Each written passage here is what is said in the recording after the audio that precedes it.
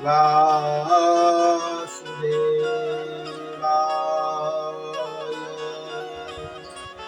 स्वस्ति श्री गणेशाय नमः। श्री सरस्वत्यै नमः। श्री गुरुभ्यो नमः। शान्ताकारं भुजगशयनं पद्मनाभं सुरेशं विश्वाधारं गगनसदृशं मेघवर्णं शुभांगं लक्ष्मीकान्तं कमलनयनं योगविद्यानगम्यं वन्दे विष्णुं भवभयहरं सर्वलोकैकनाथं।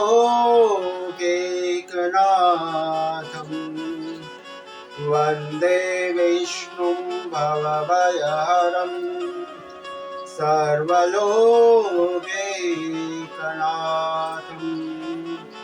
श्री द्वारिकाधीश की जय। श्री गोवर्धननाथ की जय। ओम नमः पार्वती पतये हर हर महादेव। आज हम नई चर्चा के साथ प्रबोधिनी एकादशी इसके बारे में चर्चा करेंगे। प्रबोधिनी एकादशी या देवउठनी एकादशी इसे कहा जाता है। कार्तिक मास की शुक्ल पक्ष की जो एकादशी आती है उसे देवउठनी या देव प्रबोधिनी एकादशी कहा जाता है।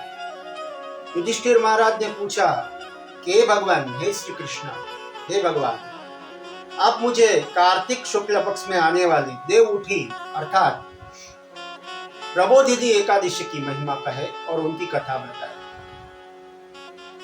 उसकी महिमा कहे, उसकी कथा बताए और उसका फल कथन करे। भगवान श्री कृष्ण हंसते हंसते बोले, हे राजन, आपने जैसा प्रश्न पूर्व काल में मेरे भक्त देवर्षि नारद जी ने परम पिता ब्रह्मा जी से किया था, आपके जैसा ही प्रश्न था कि प्रबोधिनी एकादशी की महिमा, उसका फल कथन और उनकी कथा बताए। मैं तुम्हें नारद जी और ब्रह्मा जी का संवाद कहता हूं।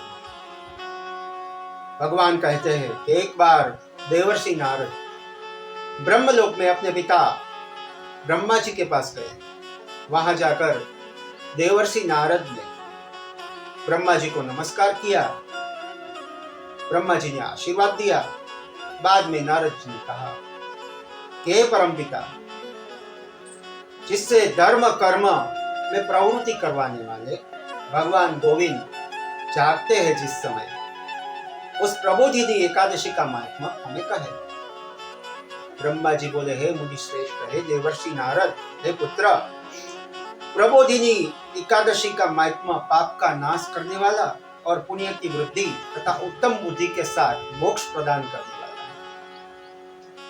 समुद्र से लेकर सरोवर तक जितने भी तीर्थ है पृथ्वी पर, वे सभी अपने महात्मा की तभी तक गर्जना करते हैं जब तक प्रबोधिनी की एकादशी कर लेने से।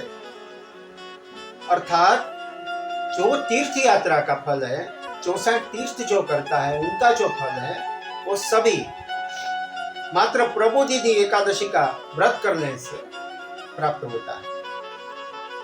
जो नर और नारी दोनों प्रबोधिनी एकादशी का व्रत करते हैं, उनको हजारों अश्वमेध यज्ञ तथा हजारों राजसो यज्ञ का फल मिलता है।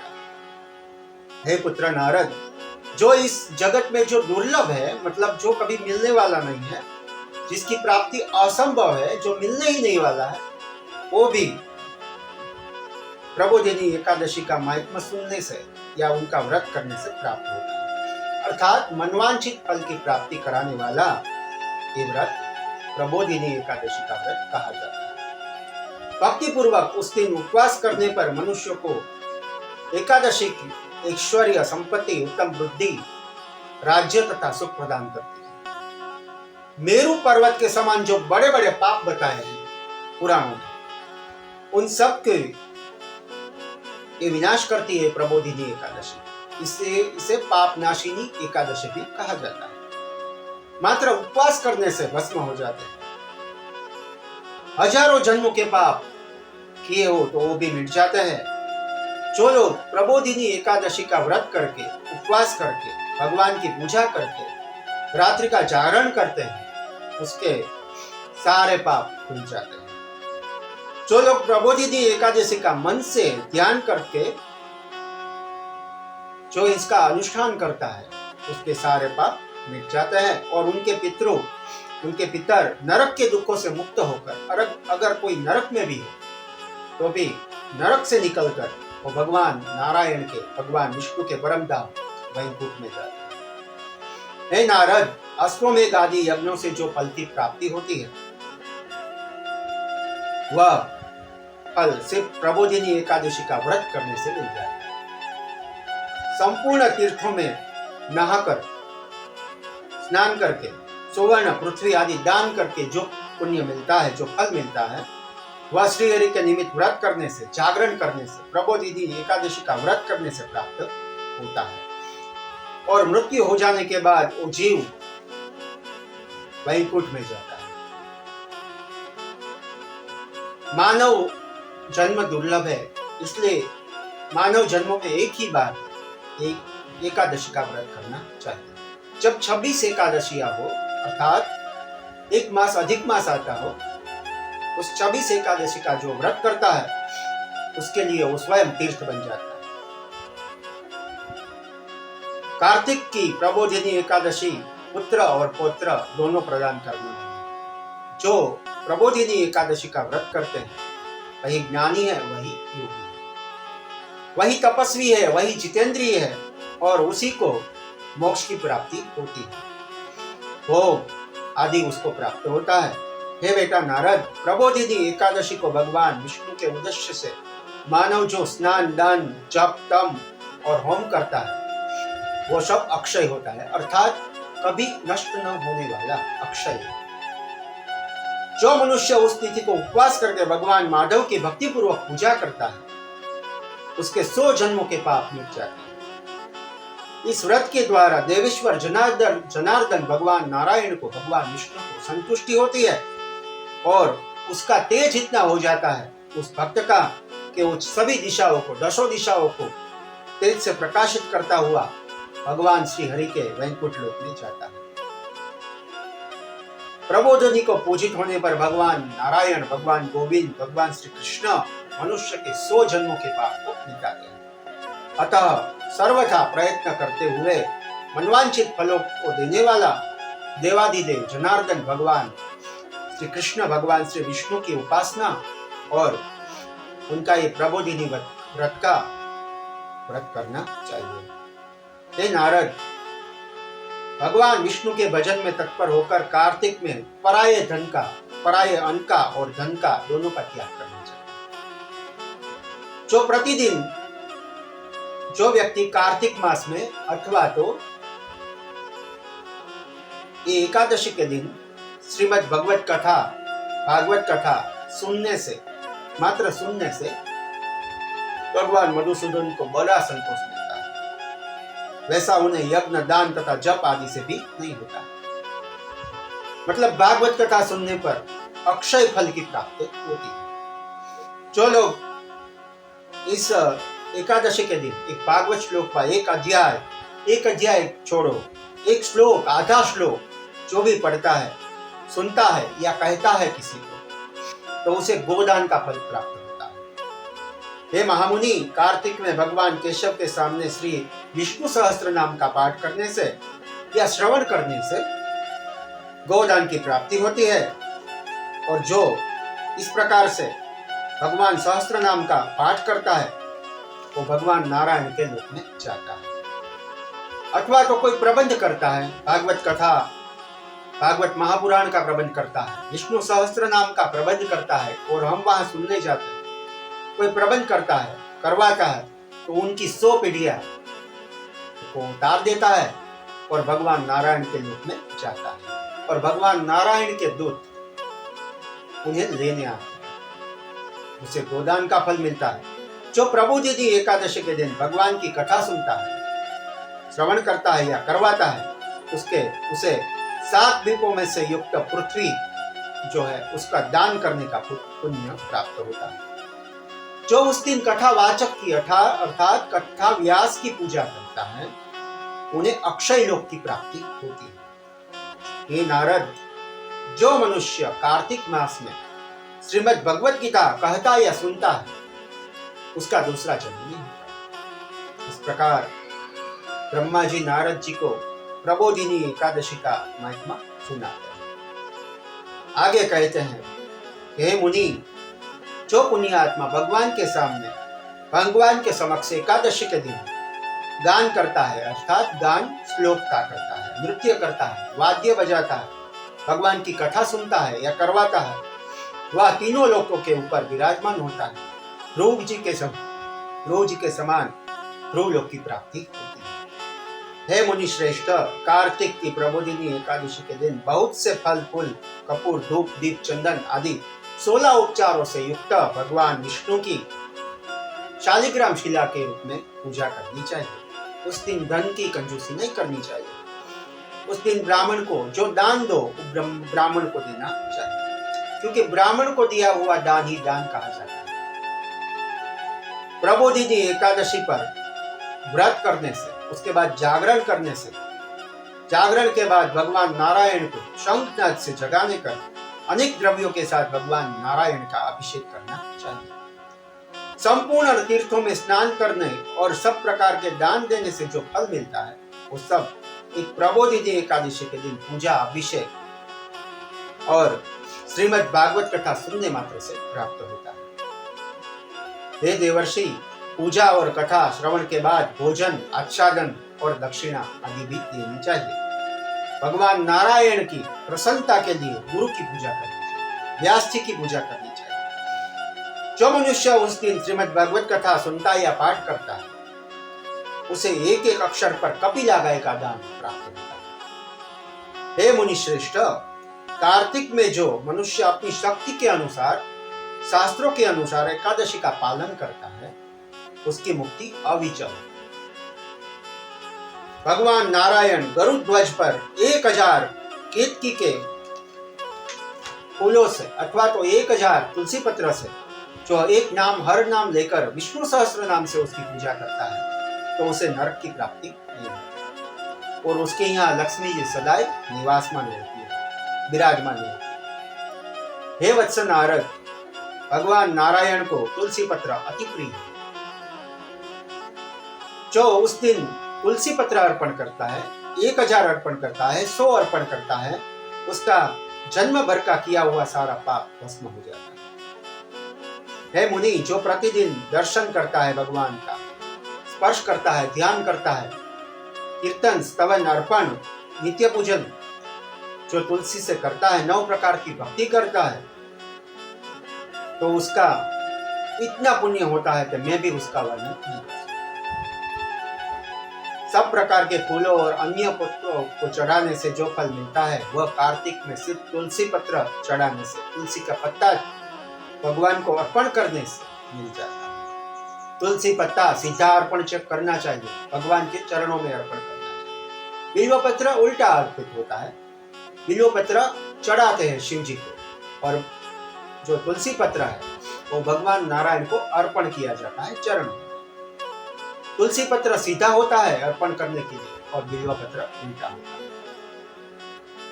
कार्तिक आया देख प्रतिदिन नियम पूर्वक तुलसी के कोमल पत्तों से भगवान श्री हरि विष्णु की पूजन करना चाहिए। यज्ञों द्वारा देवताओं का यजन करने और अनेक प्रकार के दान देने से जो पुण्य प्राप्त होता है, वो केवल तुलसी दल की पूजा करने से, भगवान नारायण की तुलसी दल से पूजा करने से प्राप्त होता है। हे नारद, मैंने तुझे भगवान श्री हरि विष्णु के प्रबोधिनी एकादशी अर्थात देव उठनी एकादशी का महात्मा सुनाया। जो ये व्रत करता या सुनता है वह वैकुंठ लोक में जाता है। अब मैं तुझे भगवान विष्णु की देव उत्थान एकादशी की कथा सुनाता हूं, उसे तुम श्रवण करो। ब्रह्मा जी कहते हैं कि पद्म पुराण अनुसार एक समय भगवान श्री विष्णु का शंखचूड़ नामक महासुर से घोर युद्ध हुआ। अंत में भगवान नारायण ने उसे परास्त करके यमपुरी में भेज दिया। युद्ध करते हुए भगवान स्वयं भी थके तो 4 मास के लिए योग निद्रा में चले गए। जिस दिन भगवान योग निद्रा में शयन के लिए गए उस दिन आषाढ़ शुक्ल पक्ष की एकादशी थी। चातुर्मास यहीं से शुरू होता है। पद्म पुराण अनुसार उस दिन से लेकर कार्तिक शुक्ल पक्ष की एकादशी तक भगवान योग निद्रा में थे। अतः इन 4 मासों में मांगलिक कार्य नहीं किए जाते अपने यहाँ। कार्तिक शुक्ल पक्ष की एकादशी के दिन जब भगवान अपनी निद्रा से जागते हैं उसी दिन से शुभ दिनों की शुभ कार्यों की शुरुआत होती है। अतः उस दिन को देव उत्थान देव उठनी एकादशी कहते हैं। भगवान 4 मास तक सोते हैं उसके बाद जागते हैं, इसलिए इसे देव उठनी एकादशी कहते हैं। एक अन्य कथा के अनुसार एक समय भगवान श्री विष्णु महालक्ष्मी जी के साथ बैठे थे। कहा कि हे प्रभु, आप दिन रात जागा करते हो और सोते हैं तो लाखों करोड़ों वर्ष तक सो जाते हो। उस समय समस्त चराचर का नाश भी कर डालते हो। अतः हे नाथ, मेरी आपसे प्रार्थना है कि आप प्रतिवर्ष नियम से निद्रा लिया करें। इससे मुझे भी कुछ समय विश्राम करने का समय मिल जाएगा। महालक्ष्मी जी की बात सुनकर भगवान श्री विष्णु बोले, मुस्कुराए तो बोले, हे देवी, तुमने ठीक कहा। मेरे लगातार जागने से सब देवों को और विशेषकर आपको भी कष्ट होता है। आपको मेरी सेवा में से जरा भी अपने लिए अवकाश नहीं मिलता। इसलिए मैं आपके कहनुसार आज से प्रतिवर्ष वर्षा ऋतु में 4 मास के लिए शयन किया करूंगा। उस समय आपको सभी समस्त देवगणों को अवकाश भी मिल जाएगा और आपको भी अवकाश मिल जाएगा। विष्णु भगवान नारायण ने आगे कहा कि मेरी यह निद्रा अल्प निद्रा और प्रलयकालीन महानिद्रा कहलाएगी। मतलब ये जो चतुर्मास वाली जो है निद्रा वो भगवान की अल्प निद्रा कही जाती है, और जो प्रलयकालीन निद्रा होती है वो भगवान खरबों वर्षों तक सोते रहते हैं, उसे प्रलयकालीन महानिद्रा कहा जाता है। यह मेरी अल्प निद्रा मेरे सभी भक्तों के लिए परम मंगलकारी और पुण्य प्रदान करने वाली होगी। हे प्रिय, मेरे इस निद्रा के काल में मेरे जो भी भक्त मेरी श्रद्धा से सेवा करेंगे, पूजा करेंगे, मैं उसके घर में तुम्हारे साथ निवास करूंगा। जो ये चातुर्मास में मेरी कथा सुनेंगे, भगवत कथा का श्रवण करेंगे, भगवत गीता सुनेंगे, सहस्त्र नामों का पाठों करेंगे अथवा जो भी करेंगे वो सब मैं उसके अनेक पुण्यों के साथ उसको प्रदान करूंगा। इस एकादशी के दिन सूर्योदय से पूर्व उठकर स्नान आदि करके पूर्व विधि से भगवान नारायण एवं लक्ष्मी जी की पूजा करनी चाहिए। इस दिन भगवान विष्णु को तुलसी का पत्ता चढ़ाए। जातक को व्रत कर रहे हो तो उन्हें स्वयं तुलसी का पत्ता छोड़ना नहीं चाहिए, उस दिन नहीं तोड़ना चाहिए। एकादशी के दिन तुलसी का पत्ता तोड़ा नहीं जाता, उससे पहले के दिन तुलसी ली जाती है, क्योंकि इसी दिन तुलसी विवाह भी होता है। इस दिन संध्या काल में भगवान नारायण शालिग्राम रूप में पूजा करनी चाहिए भगवान की। तुलसी के साथ विधिवत रीते विवाह करवाना चाहिए और उसके बाद एकादशी का व्रत करके जागरण करके इस एकादशी का व्रत करने वाले द्वादशी के दिन सुबह ब्राह्मण को भोजन करवाना चाहिए और उसके बाद पीला जनेऊ, सुपारी, दक्षिणा देकर उसे विदा करवाना चाहिए। अन्न जल ग्रहण करना चाहिए उसके बाद, अर्थात एकादशी का व्रत दशमी के दिन रात को शुरू हो जाता है। पूरे दिन कुछ लेना नहीं है, फराहली करना है, और दूसरे दिन द्वादशी के दिन दोपहर को पारणा किया जाता है। पद्म पुराण के अनुसार तुलसी का पत्ते से भगवान को पारण करवाना चाहिए और तुलसी का पत्ता लेकर ही खुद को पारण करना चाहिए। प्रबोधिनी एकादशी के दिन भगवान को अनेक प्रकार के मिष्टान आदि अर्पण करना चाहिए, नारियल अर्पण करना चाहिए, गन्ना अर्पण करना चाहिए, 16 उपचार से पूजन करना चाहिए, धूप दीप नैवेद्य आदि अर्पण करना चाहिए। रात्रि को परिवार के सभी सदस्यों को मिलकर विधिवत तरीके से भगवान नारायण की पुनः पूजा करनी चाहिए और जागरण करना चाहिए। और सुबह में शंख आदि नाद करके भगवान को जगाना चाहिए। उसे हरि के जागने के बाद इस एकादशी में सभी शुभ और मांगलिक कार्य शुरू किए जाते हैं। भगवान की पूजा करनी चाहिए। इस एकादशी के दिन दान करने से अक्षय पुण्य प्राप्त होता है, जिससे आने वाली कई पीढ़ियों को धन ऐश्वर्य की कोई भी कमी नहीं होती। इस काल में मेरे जो भी भक्त मेरे शयन की भावना कर मेरी सेवा करेंगे, उनके घर में मैं, भगवान कहते हैं कि हे लक्ष्मी जी तुम्हारे साथ निवास करूंगा, या मेरी सेवा करेंगे उनके घर में तुम्हारे सहित निवास करूंगा। फल कथन करते हुए ब्रह्मा जी कहते हैं कि नारद, जो मनुष्य इस एकादशी की कथा सुनता या सुनाता है या फिर व्रत करता है, उसके सभी प्रकार के पाप मिट जाता है और उस मनुष्य को हजारों गायों का दान का जो पुण्य प्राप्त होता है, उससे भी अधिक पुण्य प्राप्त होता है और सांसारिक दुखों से विमुक्ति होकर उसको सुख प्राप्त होता है। प्रबोधिनी एकादशी का महात्मा और कथा सुनकर नारद जी ने बड़ी प्रसन्नता के साथ परमपिता ब्रह्मा जी को नमस्कार किया है। बाद में नारद जी ने पृथ्वीलोक में जाकर प्रबोधिनी एकादशी का व्रत किया, बद्रिका आश्रम में जाकर व्रत किया। अतः हर जातक को इस देव प्रबोधिनी एकादशी का व्रत और कथा सुननी या फिर पढ़नी चाहिए। इस प्रकार भगवान श्री कृष्ण ने महाराज युधिष्ठिर को प्रबोधिनी एकादशी का महात्मा और कथा सुनाई। युधिष्ठिर महाराज को बहुत सुख हुआ। महाराज युधिष्ठिर ने भगवान श्री कृष्ण को नमस्कार किया। बाद में महाराज युधिष्ठिर ने द्रौपदी जी के साथ प्रबोधिनी एकादशी का व्रत किया। और हम भी इस चर्चा के साथ आज की चर्चा को विराम देते हैं। भगवान श्री हरि विष्णु, लक्ष्मी जी, महालक्ष्मी जी, तुलसी मैया और भगवान श्री कृष्ण को नमस्कार करते हुए, राधा जी को नमस्कार करते हुए आज की चर्चा को विराम देते हैं। ओम नमो भगवते वासुदेवाय, श्री कृष्णाय गोविंदाय नमो नमः। श्री द्वारिकाधीश की जय, श्री गोवर्धन नाथ की जय, श्री हरि विष्णु भगवान की जय, तुलसी मैया की जय, महालक्ष्मी माता की जय। ओम नमः पार्वती पतये हर हर महादेव हर। श्री वृंदावन बिहारी लाल की जय। ओम